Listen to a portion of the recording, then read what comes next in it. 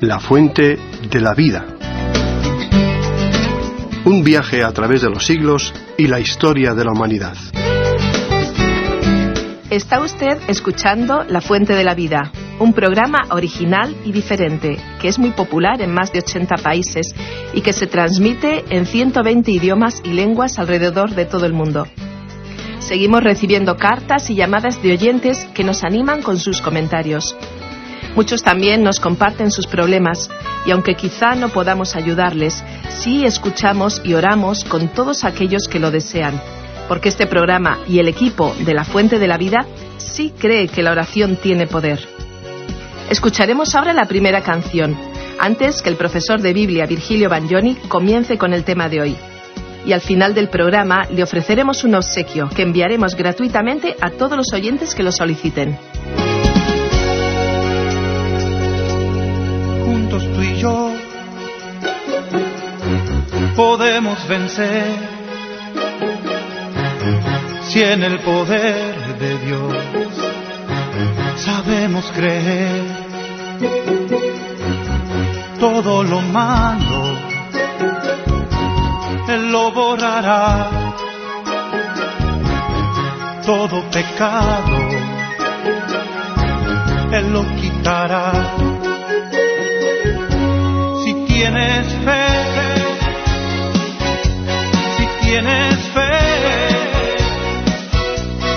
grandes montañas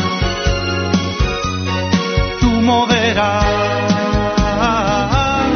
Si fuera tu fe como un grano de mostaza,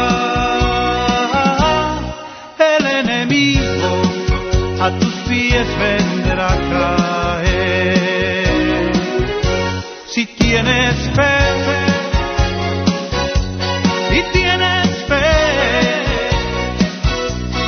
grandes montañas tú moverás. Si fuera tu fe como un grano de mostaza, el enemigo a tus pies vendrá a caer.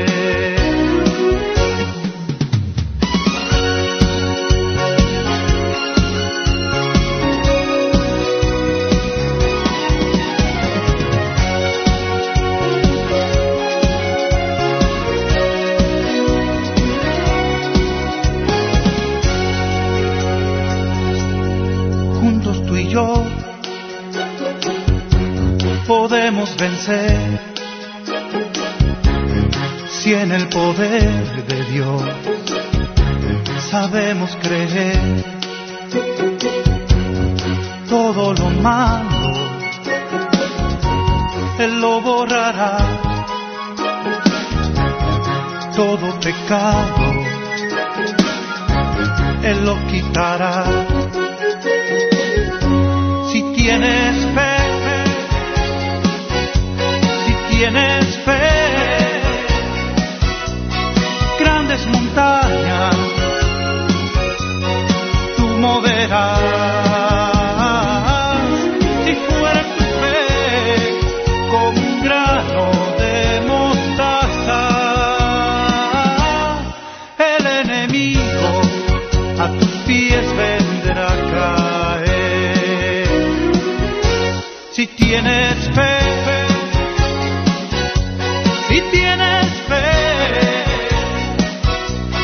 grandes montañas tú moverás. Si fuera tu fe como un grano de mostaza, el enemigo a tus pies vendrá a caer. El enemigo a tus pies vendrá a caer.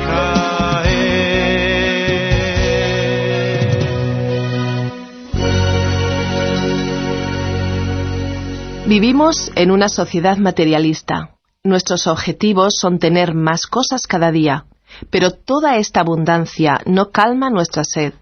Jesucristo dijo que nuestra vida no consiste en la abundancia de bienes.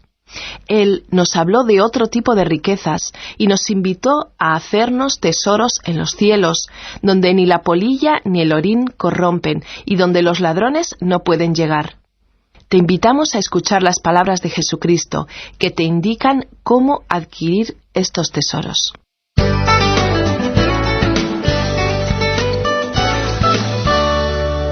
Nuestro pasaje bíblico de hoy es el libro de Ruth, capítulo 1, versículo 14, hasta el capítulo 2, versículo 3.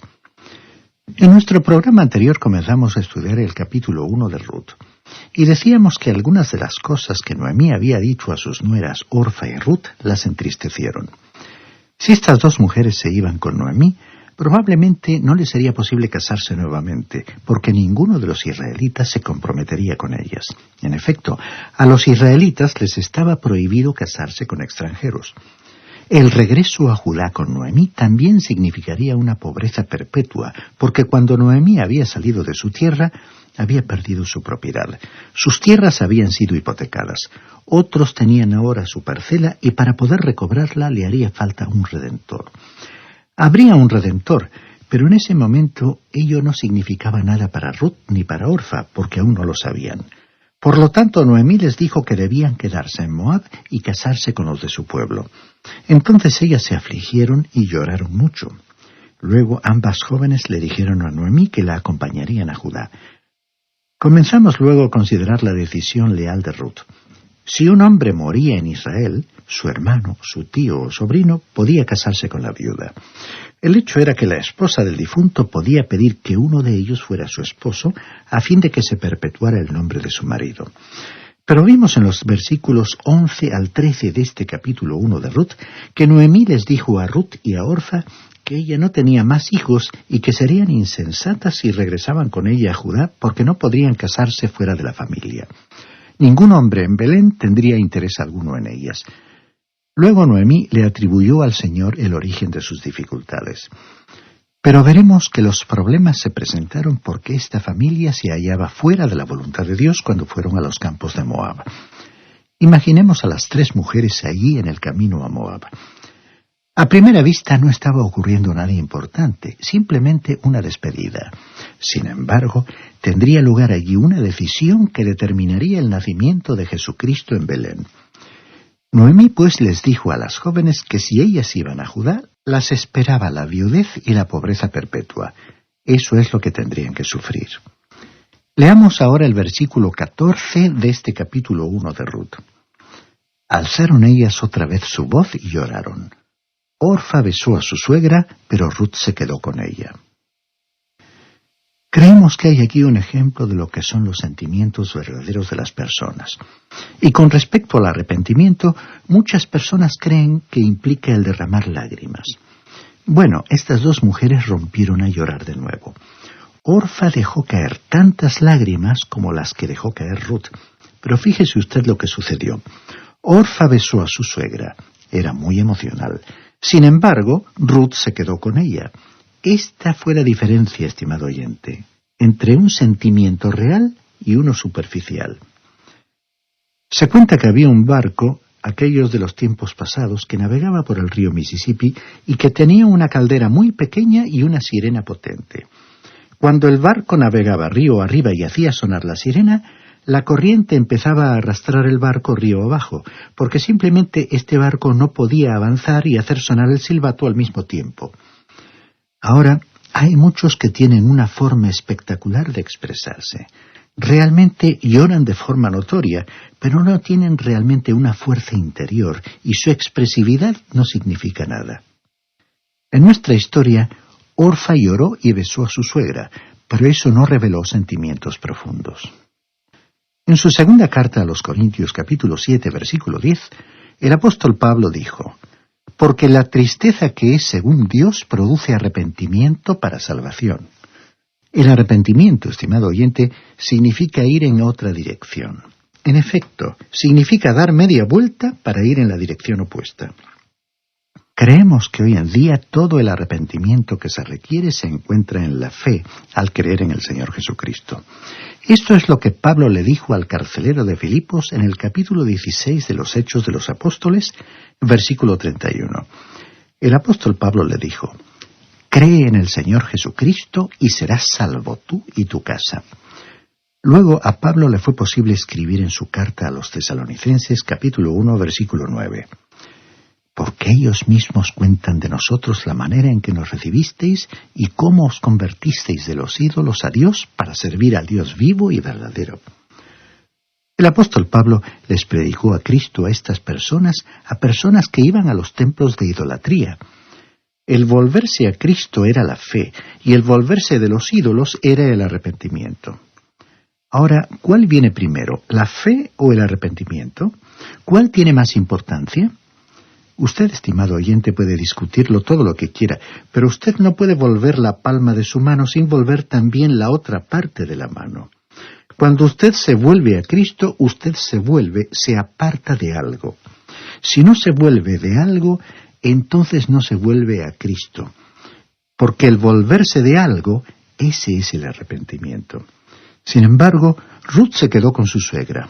Fíjese en todo lo que esto significó. Este sí fue un verdadero arrepentimiento, un apartarse de su vida anterior. Leamos el versículo 15 de este capítulo 1 de Ruth.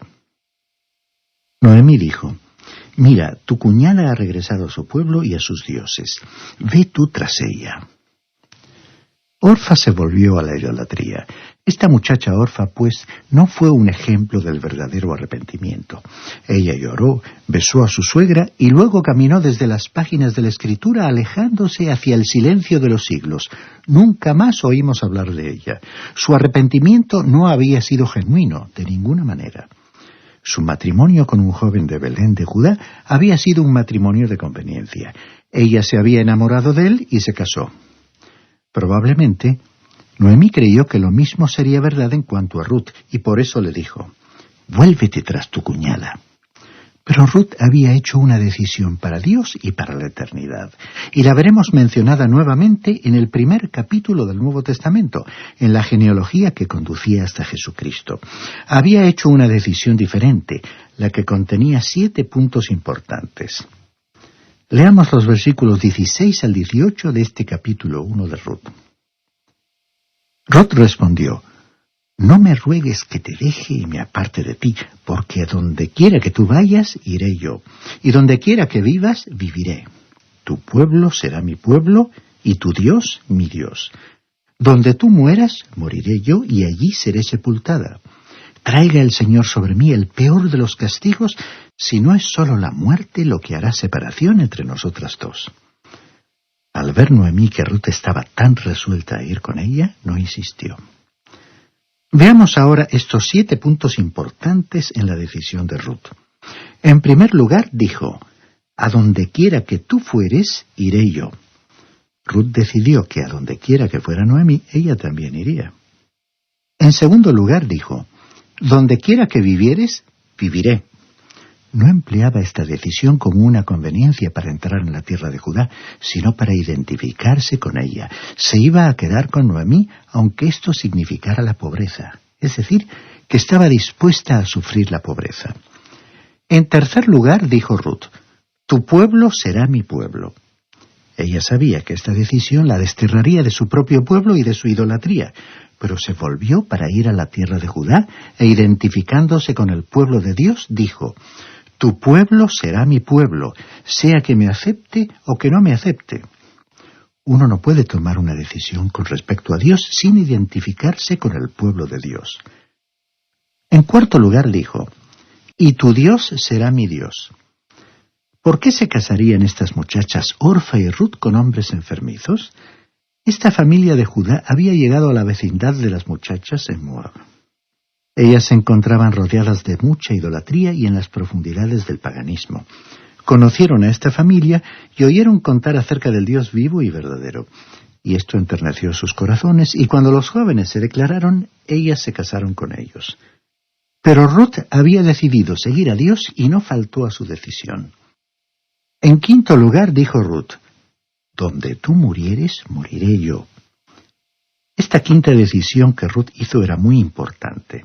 Significaba que ella tenía la misma esperanza de inmortalidad que tenían Noemí y los israelitas. Vimos esa esperanza en el libro de Génesis cuando Jacob quiso ser sepultado en la tierra de Canaán.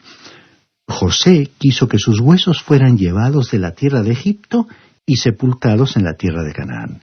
¿Por qué? Porque el futuro para estas personas sería una resurrección algún día en esa tierra para vivir en el reino de los cielos establecido aquí en esta tierra.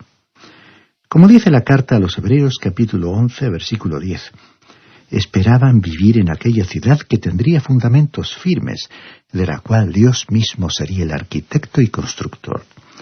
Esa esperanza de Israel, pues, llegó a ser también la esperanza de Ruth. En sexto lugar, Ruth dijo, «Donde te sepulten a ti, allí seré sepultada yo». Ella quería ser sepultada en la tierra de Canaán. La resurrección le daba una esperanza, como hemos dicho, la misma esperanza que los patriarcas habían tenido, que era la esperanza del Antiguo Testamento. Y en séptimo lugar, Ruth dijo, «Traiga el Señor sobre mí el peor de los castigos, si no es solo la muerte lo que hará separación entre nosotras dos». ¡Qué maravillosa decisión la que Ruth había hecho! Noemí ya conocía muy bien a Ruth y sabía que se había decidido de una vez y para siempre.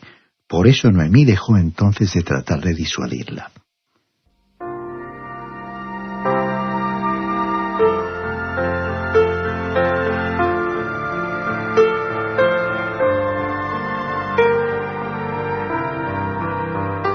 Leamos ahora el versículo 19 de este capítulo 1 de Ruth. Anduvieron pues ellas dos hasta llegar a Belén.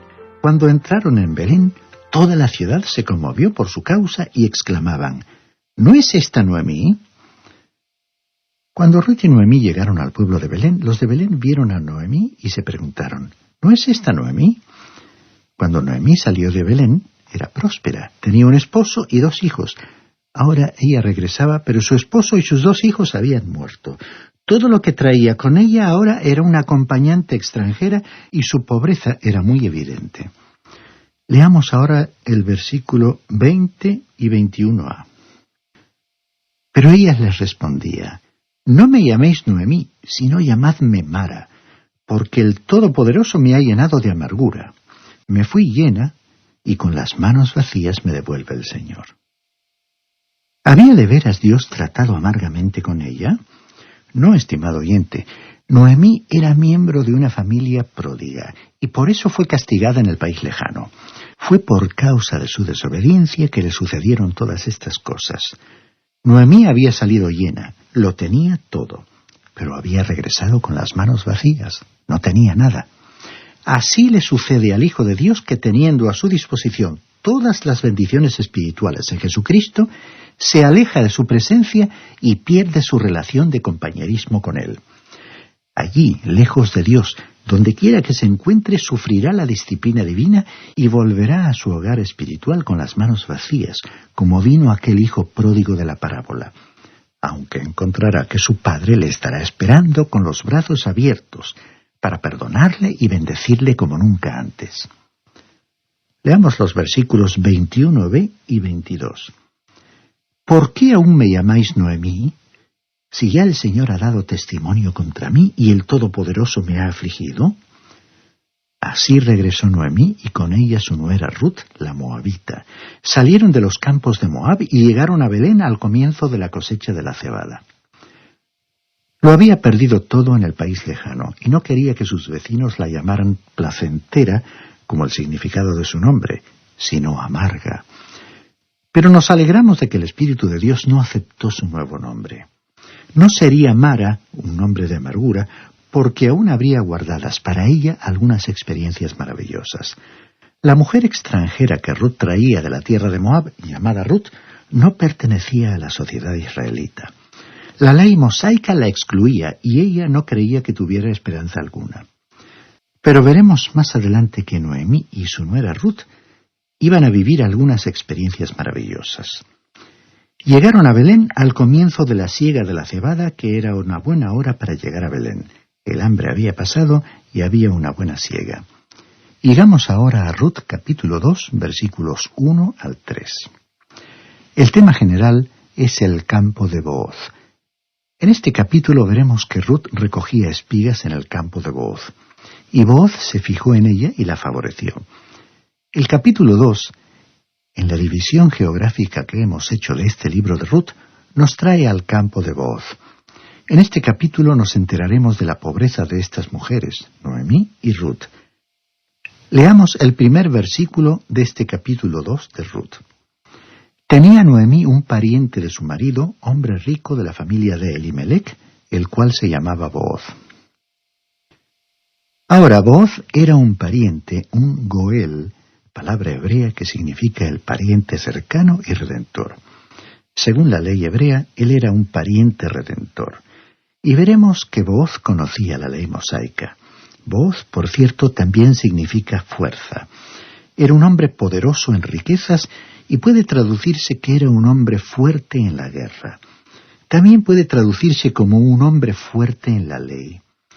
Estas tres características describían bien a Booz. Este era una figura del Señor Jesucristo. De usted y de mí se puede decir que tenemos un pariente redentor, que como dice la carta a los Hebreos, capítulo 7, versículo 26, era santo, sin maldad y sin mancha, apartado de los pecadores. Creemos que Booz estaba ausente cuando Noemí y Ruth regresaron a Belén. Probablemente estaba en una de aquellas numerosas guerras que se libraban durante el tiempo de los jueces. Continuamos leyendo ahora el versículo 2. Un día Ruth la moabita dijo a Noemí: «Te ruego que me dejes ir al campo a recoger espigas en pos de aquel a cuyos ojos hay gracia». «Ve, hija mía», le respondió ella. Esto significa que estas dos mujeres debían haber sido muy pobres para tener que salir Ruth al campo a recoger espigas. Estaban apelando a la ley mosaica. Recordemos que en Levítico capítulo 19, versículos 9 y 10, dice: «Cuando siegues la mies de tu tierra, no segarás hasta el último rincón de ella, ni espigarás tu tierra segada, y no rebuscarás tu viña, ni recogerás el fruto caído de tu viña. Para el pobre y para el extranjero lo dejarás. Yo, el Señor vuestro Dios». Esta ley se repitió nuevamente en el capítulo 23 de Levítico, versículo 22. Ruth era extranjera y también pobre, y Noemí también era pobre. Ruth, pues, salió para recoger espigas en los campos conforme a la ley mosaica. Este era el método de Dios para suplir las necesidades de los pobres. Ellas no estaban viviendo de la limosna. Y este fue el programa de Dios para el cuidado de los necesitados. Los pobres no tenían que formar filas para recibir la caridad. Fueron atendidos, pero tenían que salir a los campos y trabajar. Tenían que salir para recoger espigas. Se calcula que en aquel entonces el 30% del grano era dejado en los campos. Tenían un método bastante rudimentario para segar. El grano era cortado a mano y recogido a mano. Las cosas son bastante diferentes hoy en día. Las nuevas segadoras no solamente cortan los granos, sino que también los trillan y los envasan en sacos y hacen fardos de la paja. Hoy en día todo el grano puede ser recogido. Pero en los tiempos de Ruth y de Noemí era imposible recoger todo el grano, de modo que se les permitía la entrada a los pobres en los campos donde seguían a los que recogían espigas y ellos recogían también. Por tanto, vemos aquí que Ruth le dijo a Noemí: «Déjame ir al campo a espigar». Ahora leamos el versículo 3 de este capítulo 2 de Ruth. «Fue pues y al llegar se puso a espigar en el campo tras los segadores. Y aconteció que aquella parte del campo era de Booz, el pariente de Elimelech». Ruth salió de Belén al campo para buscar un lugar donde espigar. Era sumamente importante que Ruth fuera al campo de Booz. Pero todo estaba dispuesto en los planes de Dios de cara al futuro nacimiento de Jesús en Belén. Pues bien, vemos ahora que Ruth tenía el permiso de Noemí para espigar para las dos. Ella entonces fue y recogió espigas en el campo de Booz, aunque ella no le conocía. El versículo dice que «y aconteció que aquella parte del campo era de Booz». Ahora, aconteció es aquí una palabra de ventura. Implica algo que sucede sujeto a la contingencia de lo que depare la suerte. Seguramente Ruth salió de Belén, y mientras caminaba miraba a este campo y a aquel otro, indecisa en cuanto a cuál de los campos entrar. Y por fin vemos que se decidió a entrar en el campo de Booz. Ahora, estamos seguros que hay quienes explican la llegada de Ruth al campo de Booz diciendo que fue guiada por el Señor. Algunos creerán que una voz le habló a Ruth desde los cielos diciéndole a dónde debía ir. Pero según lo que sabemos, a ella no le fue dado ningún sueño ni visión que le revelara el campo donde debía espigar. En cuanto a ella se refiere, y desde un punto de vista humano, todo aconteció así como por casualidad. Pero desde el punto de vista divino no fue así. Para algo tan importante como esto, uno creería que Dios estaría allí mismo, guiándola directamente, como si hubiera sido por medio de un mapa de carreteras. Pero no fue así como Dios la guió. Permítanos decir aquí que Ruth había orado en cuanto a esto y que Dios se sirvió de las circunstancias para guiarla. Estoy seguro de que Ruth no fue consciente del significado de la decisión que estaba tomando al entrar en el campo de Booz. El Hijo de Dios en la actualidad podría sentirse frustrado en el proceso de conocer la voluntad de Dios con respecto a alguna decisión que debe tomar, cuando está buscando una determinada señal, alguna experiencia, alguna luz, alguna voz, una visión, un sueño. Recordemos algunos casos. Por ejemplo, a Jonás, Dios le dijo: «Levántate y vete a Nínive». A los profetas Jeremías y Ezequiel les dijo que hablasen con claridad. Y así a muchos otros que vieron demostraciones visibles y audibles de Dios. Debiéramos darnos cuenta de que, aunque por una parte no podemos poner límites a la forma de comunicarse de Dios con nosotros, por otra parte debemos reconocer que Él no suele hablarnos de esa manera en la actualidad. Lo evidente es que Dios nos habla hoy por su palabra. Si un creyente vive en una relación de comunión y compañerismo con Dios, no tiene en su vida un pecado no confesado y no ha contristado o estorbado la obra del Espíritu Santo en él, puede confiadamente encomendar su vida a Dios. Él quiere revelarnos su voluntad como todo padre a sus hijos, y muchas veces nos guiará por las circunstancias y en otras ocasiones nos guiará sin que seamos conscientes de ello. A veces uno se enfrenta con situaciones en las cuales no se ve con claridad la voluntad de Dios. Otras veces, Dios permite decisiones equivocadas para enseñarnos una lección que está de acuerdo con sus propósitos. La providencia de Dios nos hace comenzar a vivir cada día con una actitud de dependencia de Él, con un sentimiento de emoción, expectativa e ilusión. Estimado oyente, si aún no tiene usted una relación con Dios, le invitamos a aceptar la obra de Cristo en la cruz a favor suyo por la fe. Merece la pena vivir por la fe, sabiendo que Él desea derramar sobre nosotros sus bendiciones y que vivamos la vida plenamente, con metas que estén de acuerdo con su voluntad, es decir, guiadas por su palabra y por su espíritu, para que tengamos una vida de auténtica calidad.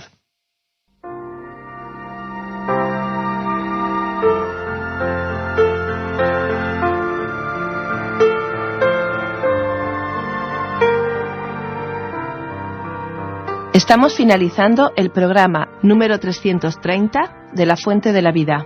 Pero antes de concluir, queremos ofrecerle un regalo absolutamente gratuito, sin ningún compromiso, que enviaremos a la dirección que nos indique. Se trata del libro ¿Vale la pena vivir?, que enviaremos gratuitamente a todos los oyentes que lo soliciten. Creemos que le gustará y que puede ser de ayuda espiritual. Puede solicitarlo por correo electrónico escribiendo a info@lafuentedelavida.com o llamarnos por teléfono al número 952 611616 o escribirnos al apartado 3018, código postal 29080 de Málaga.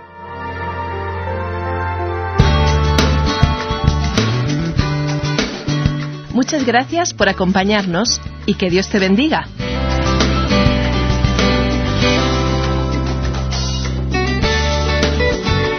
Es un programa de Radio Transmundial producido por Mecoban, Medios de Comunicación Evangélica.